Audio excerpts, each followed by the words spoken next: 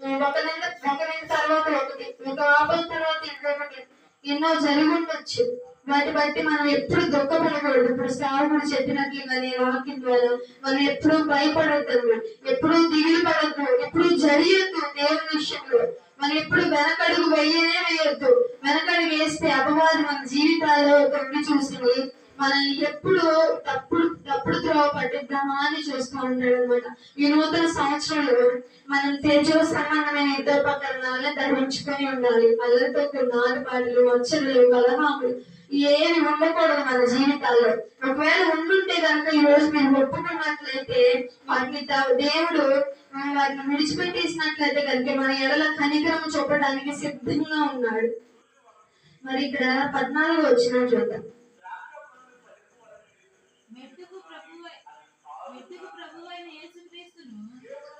10వ అధ్యాయం చూద్దాం.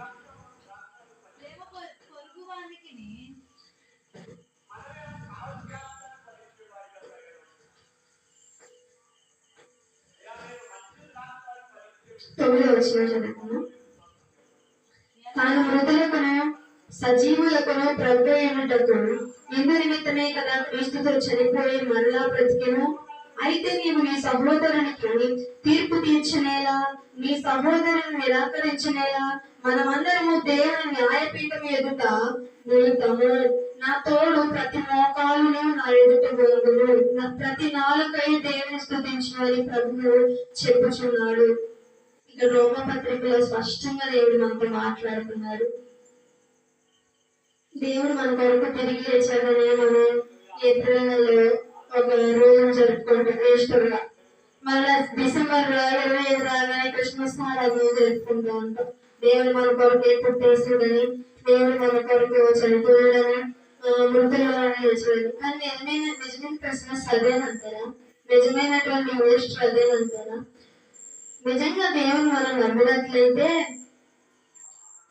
ఆ 25 ఒక్కరోజే క్రిస్మస్ కాదు, రోజు మన క్రిస్మస్, రోజు మనకి ఈస్టర్. దేవుడు మన కొరకు లేచాడని మనం నమ్మినట్లయితే ఆ నిజమైన ఈస్టర్ రోజు మన జీవితాల్లో ఉండింది. రోజు మన జీవితాల్లో నిజంగా సంబరాలే.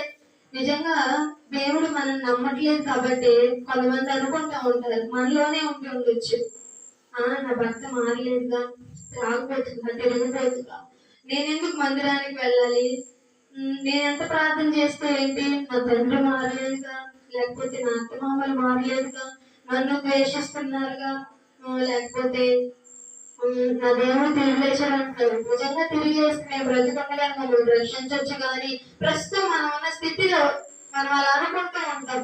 ఇక్కడ ప్రతిబిడ జీవితాల్లో ఉన్నటువంటి సమస్యలు, నా బంధువులు మారలేదు, నా మిత్రులు మారలేదు, నా కుటుంబీకులు మారలేదు అని దేవుని ప్రశ్నించే కంటే ఇక్కడ దేవుడే స్పష్టంగా మాట్లాడుతున్నాడు. మనం దేవుని ప్రశ్నించద్దు.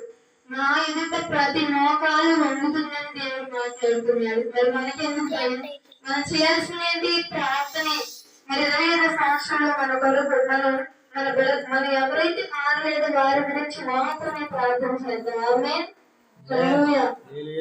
ఎవరైతే మారలేదు మన కుటుంబంలో కానీ మన రక్త సంబంధికుల్లో కానీ, ఎందుకంటే మనకు చాలా